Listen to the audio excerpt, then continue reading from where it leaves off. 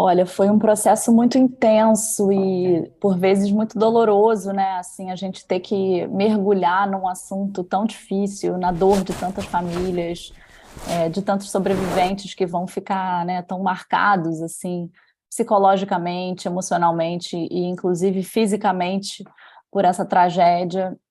A gente inclusive teve o suporte de um instituto aqui do Rio de Janeiro chamado Entre Laços, que eram duas psicólogas especializadas em luto, que fizeram um encontro com toda a equipe, todo o elenco envolvido no projeto, para que todos se sentissem acolhidos e tivessem um suporte emocional para lidar com esse assunto. Então, foi um mergulho bastante profundo.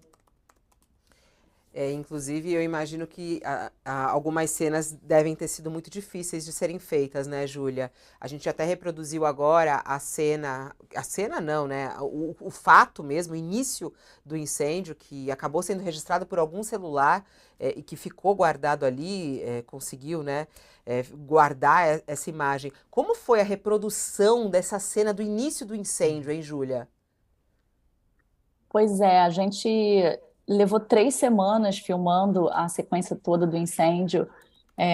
Tinha muitos desafios técnicos, né, de filmar fogo, fumaça, multidão.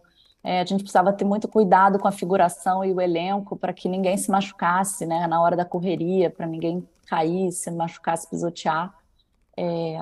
Mas é engraçado porque, apesar dessa cena ser, obviamente, um momento muito impactante para todo mundo que assiste, e também foi para a gente realizando no set, eu acho que o momento que mais me emocionou foi o pré-fogo, sabe? Quando a gente tem todos esses jovens na boate muito felizes, vivendo uma noite onde eles estavam ali comemorando aniversários, encontrando os amigos. E enquanto a gente estava filmando aquilo, eu olhava e falava como é que a gente pode pensar que daqui a 5 minutos essas pessoas iriam morrer, né? Iriam enfrentar essa situação tão traumática.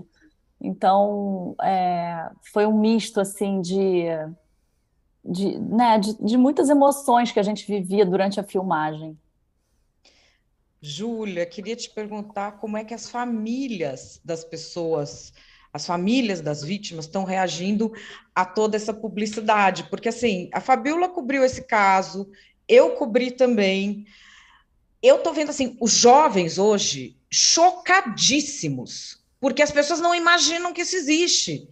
Então, essa família, que ela tem essa dor profunda, e que no andar das coisas, essa dor do cara, pá, ficou lá para trás na história do Brasil. Hoje, essa dor tá ali na cara de todo mundo e com essa cobrança também. Não teve um desfecho, não é possível, né? O que as famílias estão te dizendo da repercussão que isso teve? Eu acho que esse é talvez o principal papel dessa série, né, nesse momento, é dar voz a essas famílias, né? Não deixar que essa luta caia no esquecimento. Hoje se completam 10 anos da perda da vida de 242 pessoas. A justiça não deu uma resposta, né? Essas famílias continuam cobrando incessantemente, assim, é muito impressionante a força que eles têm, né, de uma luta incansável. Todo o nosso contato com as famílias ao longo desse processo foi através da Daniela Arbex, que é a autora do livro de mesmo nome, né, em que a série se baseia. A Daniela tem uma relação muito próxima, de muita confiança com essas pessoas todas de Santa Maria. Então, ela que fez essa ponte. Ela, inclusive, está em Santa Maria hoje, né? Ela esteve lá ontem nesse evento. E ela tem nos relatado muitas reações, assim, acho que tem familiares que optaram por não assistir, né? E eu acho que isso, de fato, é uma decisão muito pessoal de cada um, se está preparado, se está disposto a encarar, né, essas imagens.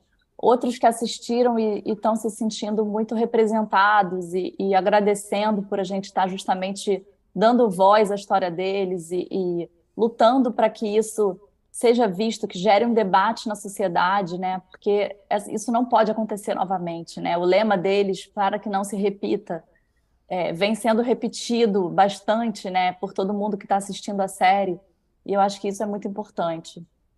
Tem algumas cenas que viralizaram, né, Júlia? Uma delas é quando o ator Paulo Gorgulho, ele e a esposa, eles vão para o estacionamento com um alarme do carro para ver se o filho tinha ido para a boate ou não.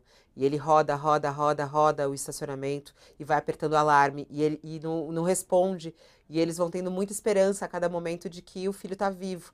Até que no final, né, o alarme do carro toca e ele percebe que o filho estava entre os mortos. Essa foi uma das cenas que mais viralizou, assim, porque virou muito comentário nas redes sociais, né? Uma cena muito forte, né?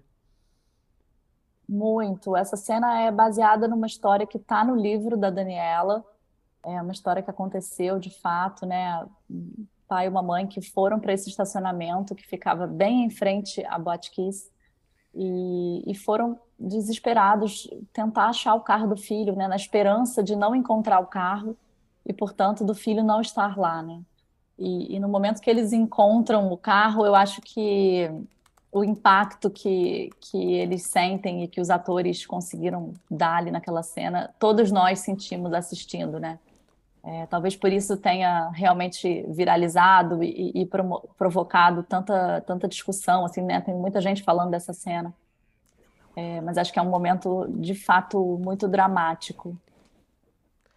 Tem até aqui na E rede são, social, a gente está vendo aí alguns trechos quando as pessoas veem ali nas redes sociais que essa é é uma porque são uma das cenas. aquelas miudezas, aquelas intimidades familiares com as. Eu acho que a série tem. Eu não consegui, eu não tive coragem de assistir inteira, porque assim, não por causa de cena chocante, não, mas por causa dessas pequenas coisas que eu acho que é onde a Júlia acertou, porque assim, isso do alarme do carro, essas pequenas coisas que toda família tem e se identifica, eu acho que isso tem um potencial gigantesco de fazer com que o judiciário se coce para dar um fim nisso, porque nesse caso, uma das coisas que acho que são mais revoltantes é o fato dos pais terem sido processados por difamar promotores. Antes disso, assim, o dia que isso aconteceu, para mim, foi um dia parecia uma tragédia. Esses pais já estão, vamos dizer, eles têm esperança ainda de ter um desfecho, eles já entregaram para Deus. Como é que está essa história? Eu acho que eles não entregaram, acho que essas famílias, a associação de familiares de vítimas da tragédia segue ativa, segue em movimento, cobrando da justiça. Acho que eles não vão descansar enquanto a justiça brasileira não der uma resposta e não punir, né? Alguém tem que ser responsabilizado. Não é possível que 242 pessoas percam a vida no momento que foram celebrar numa festa e isso não tenha uma resposta da sociedade, né? Isso é uma coisa inacreditável. Acho que o grande temor das famílias hoje é que o caso caia em prescrição, né? Então, isso é urgente, assim. Eu acho que a série vem num momento reavivar a memória da sociedade brasileira dessa tragédia e fazer as pessoas entrarem nessa luta por cobrança de justiça mesmo.